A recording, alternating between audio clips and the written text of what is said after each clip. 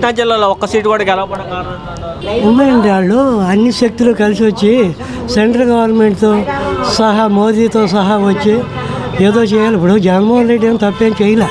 3 రాజధానుల విధానం తప్ప అన్ని జిల్లాలు డెవలప్ చేసుకుంటూ వస్తాను అంటున్నాడు. దాన్ని వ్యతిరేకించలే ఎవరు, సాగతిచ్చారే తప్ప. వాడు పెట్టిన మీటింగ్లు కానీ మంచి చెడు కార్యక్రమాలు కానీ అన్నీ బాగానే వచ్చాయి. ఎక్కడో జరిగింది. ఈవీఎంలు కాకుండా బ్యాలెట్ పేపర్ ద్వారా ఎలక్షన్ జరిగితే బాగుంటుంది. మాకు కూడా అదే కావాలని ఉంది. ఈవీఎంలు నమ్మట్లే.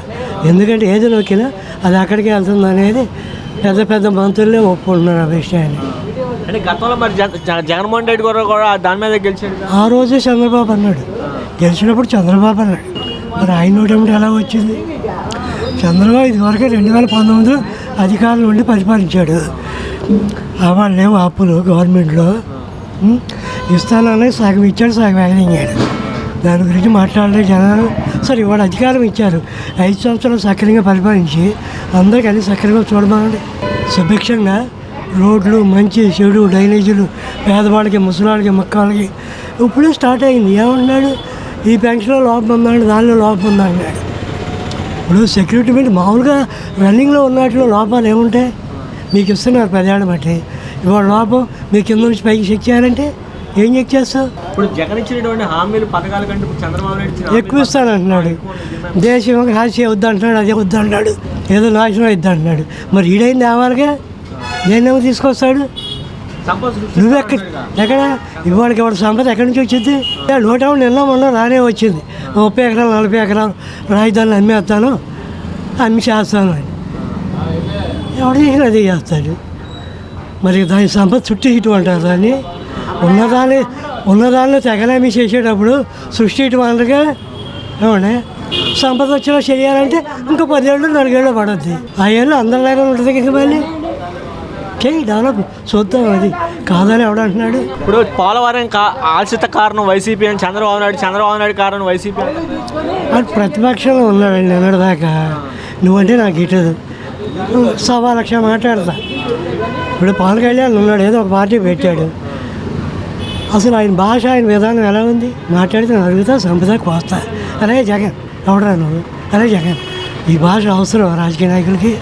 ఏమండి ఇవాళ నువ్వు ఉంటావు, రేపు నేను ఉంటాను, ఎల్లుండి ఆయన ఉంటారు, రేపు పొద్దున వీళ్ళిద్దరూ ఉండకపోవచ్చు, వేరే నాయకుడు రావచ్చు.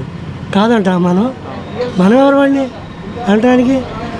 ఇప్పుడు రాత్రి వర్షం పడింది, ఇవాళ ఎండ వేస్తుంది. నిన్న పేదరికం, మీ నాన్నకు 100 కోట్ల ఆస్తి ఉంది, రేపు ఉండకపోవచ్చు. అది కలియుగంలో భగవంతుడు ఎరికాది, మనది కాదు కదా మార్పులని. ఏ పార్టీ అయినా సరే డెవలప్ చేసి అందరూ మంచిగా చూస్తే కావాల్సింది మంచిదే. మంచి చేస్తానంటే ఎవడో దాన్ని వ్యతిరేకించరు, చేయమనే అంటాం. కక్షలు కార్పణ్యాలు అనేవి ఇప్పుడు పరిపాలించాలంటే మెసేజ్ జనాల్లోకి ఏం పోద్ది? ఇప్పుడు నువ్వు చేసిన తప్పు నేను చేయకూడదు కదా. లేదా కోపతాపాన్ని తెలియక ఎవడం చేశాడు అనుకో, దాన్ని అంతటితో ఆపు, నోరు తెరు. నువ్వైనా సరే, నేను ఎత్తి మీద ఉన్న నాయకులైనా సరే, పెద్దోళ్ళు అయినా సరే, అయ్యా వాడు చేసింది మనం చేస్తే వాడికి మనకి తేడా లేదు కదా.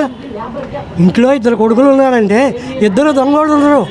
ఒకడు పోలీసు ఉంటాడు, ఒకడు ఆఫీసర్ ఉంటాడు, ఒకడు దొంగ ఉంటాడు. కానీ వాడు తల్లి మీదుగా కాకపోతే చెప్తాం కరెక్ట్గా, అది ఇది మంచిగా బతకని అలా చెప్పను సార్. ఇప్పుడు జగన్మోహన్ రెడ్డి రిషికొండనే కొంతమంది ప్రభుత్వ భవనం అన్నారు, కాదు జగన్మోహన్ రెడ్డి కట్టించుకున్నాడు అన్నారు. యథార్థాలు ఆయన తీసుకోమనండి. అధికారంలోకి వచ్చాడు కదా, అక్కడికి వెళ్తే ఇప్పుడు ఇవన్నీ ఎలా తెలుస్తాయి? అయ్యి అలా తెలుస్తున్నాయి. ఇప్పుడు నానేమో 10 ఎకరాలు ఉందని చెప్తా నేనే అనుకోండి, అది అవునో కాదో కాగితాలు ప్రూవ్ అవుద్ది కదా. అయితే ఉందంటే లేదంటారు. దాన్ని నేను అడ్డం పడి ఏం చేస్తాను? అధికారం నీకు ఎలాగో లేదు. 5 ఏళ్ళ తర్వాత రాజవడో రెడ్డి అవడో. ఇప్పుడు నీదంటే సరిపోదు, నాదంటే సరిపోదు. ఆయనంటే ఆయనకు అవుద్ది, కాదంటే ప్రజల్లో అవుద్ది.